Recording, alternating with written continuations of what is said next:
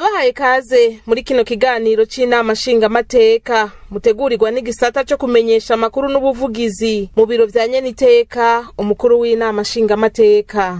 Ingingo y'ijana na 79 y'ibwirizwa nshingiro rya Republika y'u Burundi irerekana ingene ibiringo vy'isasa ry'inama nshingamateka bigenda birakurikirana n'ingene bisozegwa.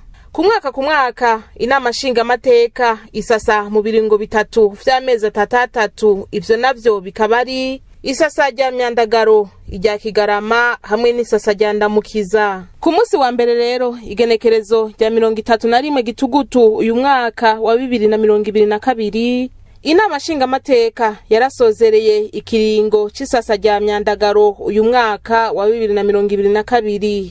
Ibirori vy'uwo munsi bikaba vyaranzwe n'ijambo ryo gusozera ryashikirijwe na Nyeniteka Gerard Daniel Ndabirabe umukuru w'inama nshingamateka.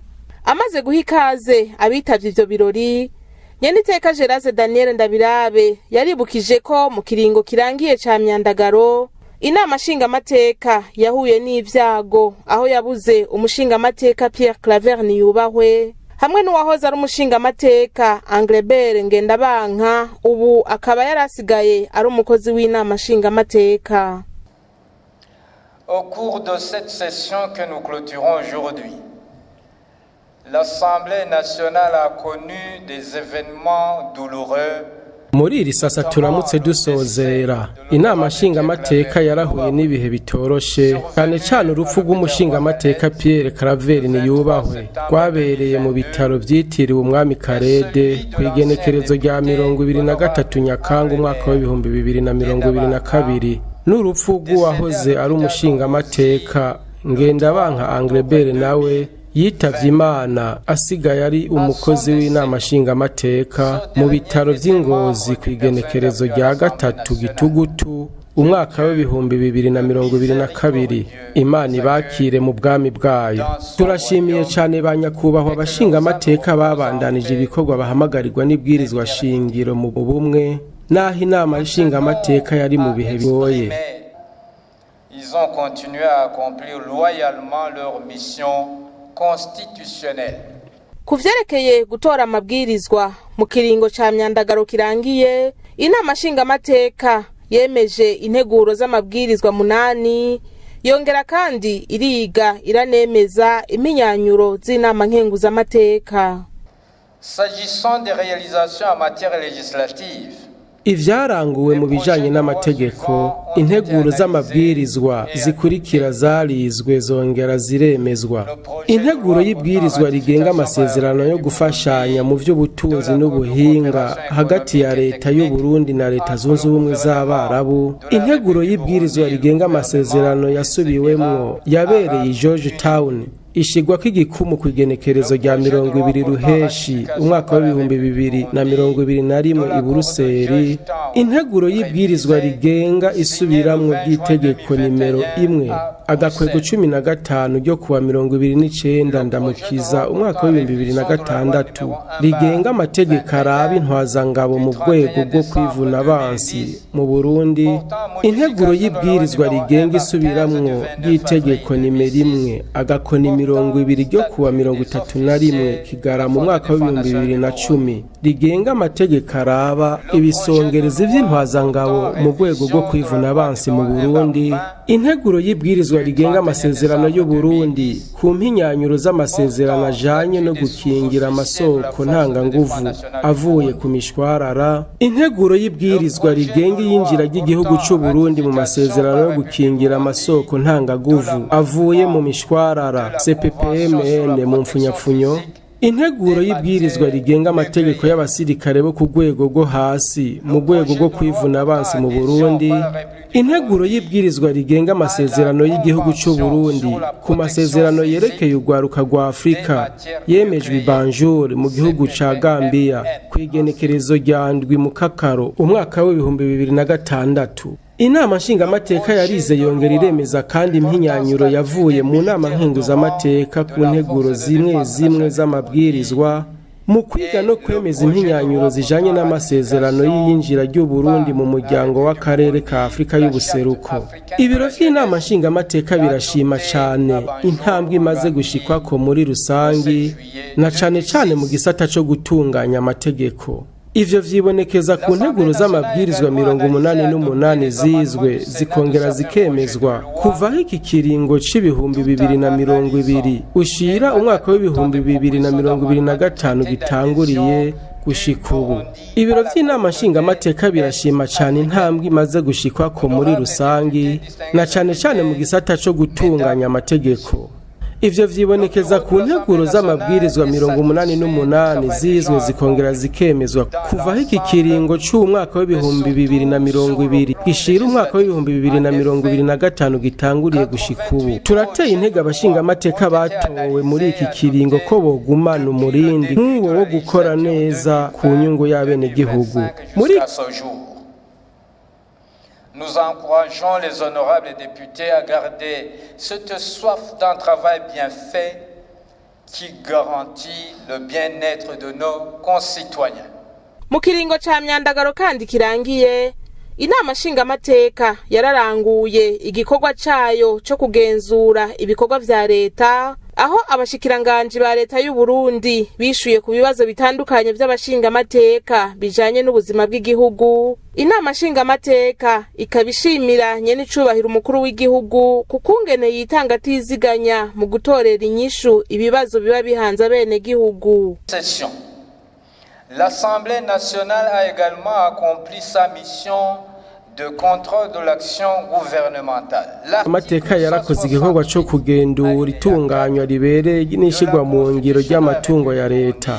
Mu ngingo y'168 ku karongo kayo ka kane ibwirizwa shingiro rya Republika y'u Burundi rivuga ko inama nshingamateka na nkenguza amateka zikoranye kugira zirabire hamwe icegeranyo cishirwa mu ngiro ry'ivyakozwe na leta mu kiringo c'amezi 6 arenganye. Ni muri iyo ntumbero kwigenekerezo rya 12 myandagaro umwaka w'ibihumbi 2022 umushikiranganje wa mbere yatanze icegeranyo c'ivyakozwe muri ico kiringo c'amezi 6 y'umwaka w'ibihumbi 2021 ushira umwaka w'ibihumbi 2022.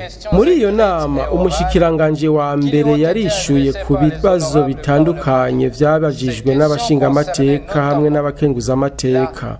Ivyo navyo bikaba vyarahanini bijanye no gukorera mu muco, ishirwa mu ngiro ikoreshwa ry'amafaranga ya leta y'ikiringo c'umwaka w'ibihumbi 2021 ushira umwaka w'ibihumbi 2022.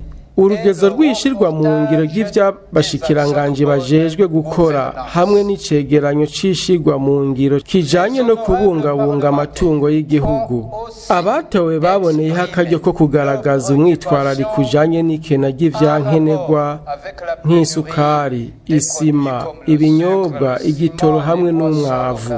Bitaye ko umushikiranganje w'intwaro yo hagati mu gihugu, iterambere n'umutekano Martin Teretse yarashikirije imbere y'inama nshingamateka ikoranye icegeranyo c'umwihwezo hamwe n'intererano zijanye n'ivyegeranyo ntabanduka bijanye n'isuzuma ritunganywa na sentare yubahiriza amatungo ya leta ku bijanye n'urugezo rwo gutunganya amatungo mu makomine ya Matongo, Kirundo, Muyinga, Ngozi na Kayanza.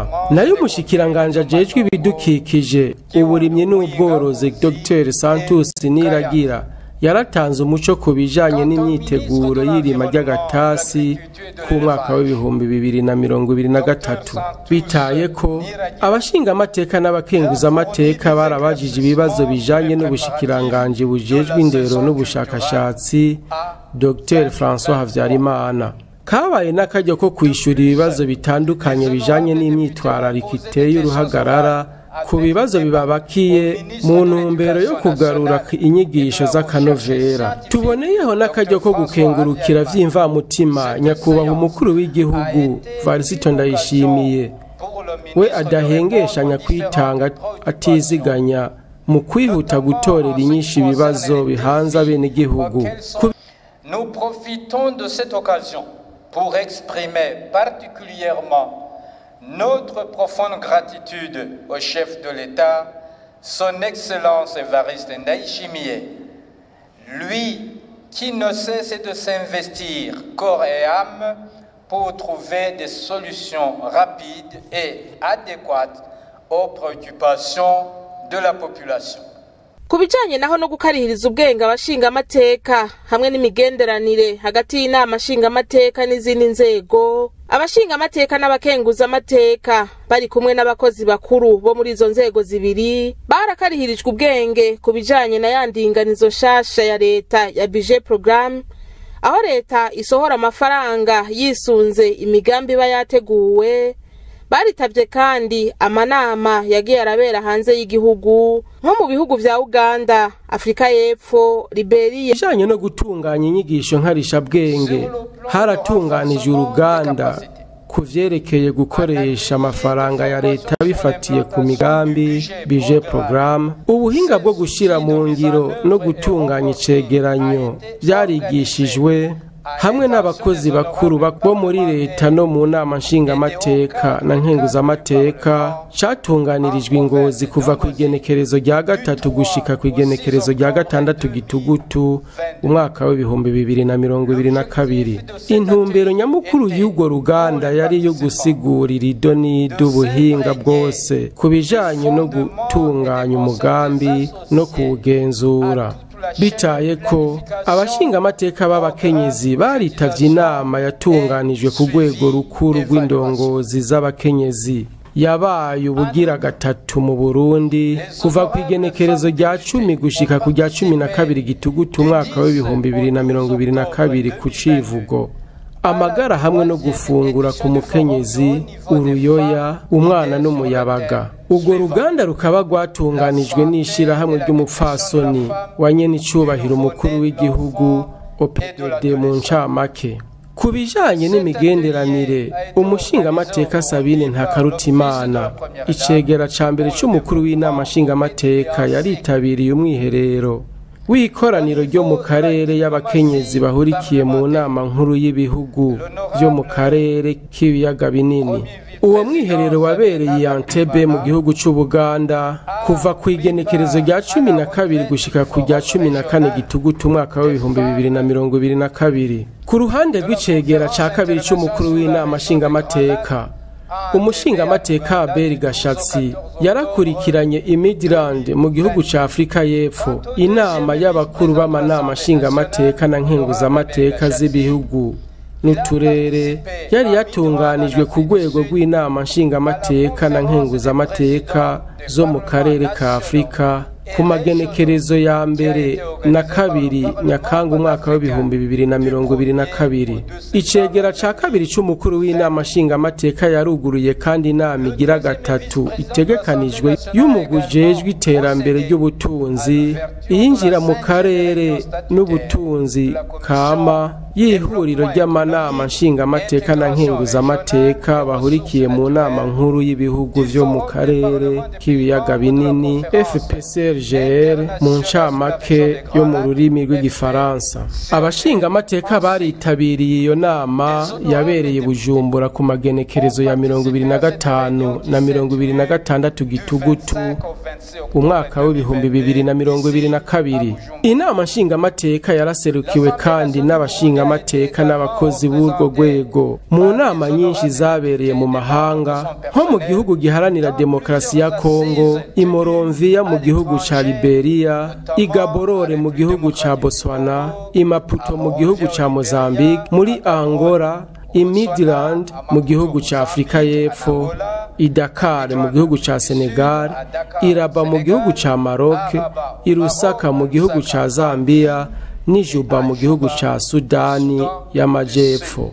Mu bindi bikorwa vyaranguwe n'inama nshinga amateka mu isasa rya Myandagaro niyemezwa ry'umushikiranganje wa mbere Lieutenant General de Police Gervais Ndirakobuca ugutora abashinga amateka b'abarundi bo mu nama nshinga amateka y'umuryango wa Afrika y'ubuseruko EALA, gutora abakomisere bashasha bagize umugwi CVR, hamwe rero no kwakira amadosiye y'abagomba kwitoza mu kibanza c'umuhuza w'abarundi muri iki gihe ikiringo c'umuhuza w'abarundi harubu kiriko kirarangira.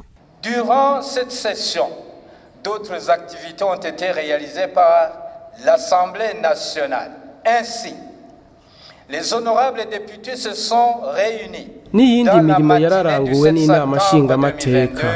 Muri iyo ntumbero abashingamateka barakoranye kuwa ndwi Nyakanga umwaka wa 2022 hisunzwe ingingo y'130 akarongo ka mbere k'ibwirizwa shingiro rya Repubulika y'u Burundi kugira bemeze babanje kubisabwa n'umukuru w'igihugu Lieutenant General Gervais Ndirakobuca mu kibanza c'umushikiranganji wa mbere. Ku muhingamo w'uwo munsi nyene umushikiranganji wa mbere mushasha yaciye arahira imbere y'umukuru w'igihugu n'ikoraniro ry'abashingamateka n'abakenguzamateka mu ngoro y'amakoraniro mu Kigobe. Ku ruhande rwabo abashikiranganji 15 bagize leta nshasha bagenywe n'itegeko ry'umukuru w'igihugu nimero 100/6 ryo kuwa 8 Nyakanga umwaka wa 2022 baragiye nabo nyene imbere y'umukuru w'igihugu n'ikoraniro ry'abashingamateka n'abakenguzamateka mu ngoro y'amakoraniro mu Kigobe kuwa 9 Nyakanga umwaka wa 2022. Ivyo vyabaye hakurikijwe ingingo y'138 y'ibwirizwa shingiro rya Repubulika y'u Burundi. Inama nshingamateka yarongeye iratora abashingamateka bo mu nama nshingamateka yo mu karere ka Afrika y'ubuseruko eyara mu mfunyapfunyo kuwa 14 Nyakanga umwaka wa 2022 kuwa 26 Gitugutu umwaka wa 2022 inama nshingamateka yarasubirije biciye mu matora. Umushingamateka wo muri eyara yari yatowe ariko yashimye gutanga imihoho. Inama ya bose yo kuwa ndwi Gitugutu umwaka wa 2022 yari igamije gutora abagize umuguje kuvugana ukuri no kunywanisha abarundi severe mu ncamake. Bitewe n'uko ikiringo c'umuhuza gitera kija ku musozo, inama nshingamateka yarasohoye itangazo rihamagarira bene igihugu guhiganira ico kibanza mu nyumirakira amadosiye y'abashaka kwitoza, mbere bakaba barahejeje igice ca mbere co guhitamwo. Banyakubahwa abashingamateka baritabiriye umunsi mukuru wa makomine wahimbajwe kuwa 6 Myandagaro umwaka wa 2022. Vyongeye ntibasivye kandi kwitabira ibirori vyo kwibuka incungu z'u Burundi, umuganwa Rudoviko Rwagasore incungu yo kwikukira na Perezida Melchior Ndadaye incungu ya demokarasi. Kubitwerekeye naho nk'umukuru w'inama nshingamateka mu rugendo twagize mu ntara ya Kayanza kuwa 23 na 24 Nyakanga uyu mwaka, twarashimye ibikorwa vy'iterambere bitandukanye vy'inyubako biriko biraranguka muri iyo ntara. Muri ivyo bikorwa biriko biraranguka aho twovuga nk'ibikorwa vyo kubaka ihinguriro ry'akarorero ry'imitobe y'ivyamwa ririko rirubakwa ku mutumba Kinga muri komine ya Kayanza, ahariko harubakwa kaminuza y'ubuhinga y'akarorero y'intara ya Kayanza ESPK muri komine ya Matongo.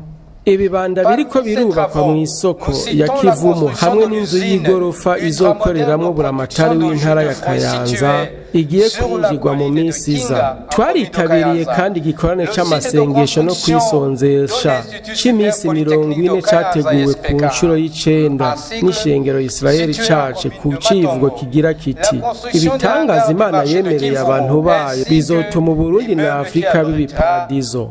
Ntitworangiza iki kiringo tutifurije banyakubahwa abashingamateka uburuhuko bwiza n'akaryo keza kuri bo ko kwiyegereza bene igihugu muri iki gihe c'agatasi catanguranye n'ikena ry'imvura. N'akaryo rero ko guhamagarira bene igihugu kumenyera uburyo bwo kuvomera indimo. Mu guheraheza turashimiye mwebwe mwese muri ngaha mwaje kwitaba ibi birori n'ingene mudushigikira. Ni kuri ivyo vyifuzo n'iryo jambo ryo gushima dusozereye ko ibikorwa vy'isasa risanzwe rya Myandagaro umwaka wa 2022.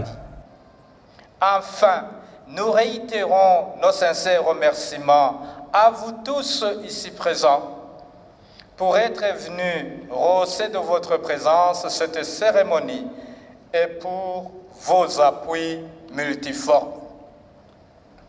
C'est sur ces paroles de souhait et de remerciement que nous déclarons clos les travaux de la session parlementaire ordinaire d'août 2022. Que Dieu vous garde, vous bénisse. Nous vous remercions tous. Ivyo birori bikaba vyari vyitabwe n'abatumire batandukanye, abashikiranganji bagize leta y'u Burundi, abari baserukiye inzego zo kwivuna abansi n'umutekano, abaserukira ibihugu vyabo n'amashirahamwe mpuzamakungu mu Burundi n'abandi. Aha hakaba ari naho dusozereye kino kiganiro. Turabashimiye mwebwe mwese mwagikurikiye, naho ubutaha.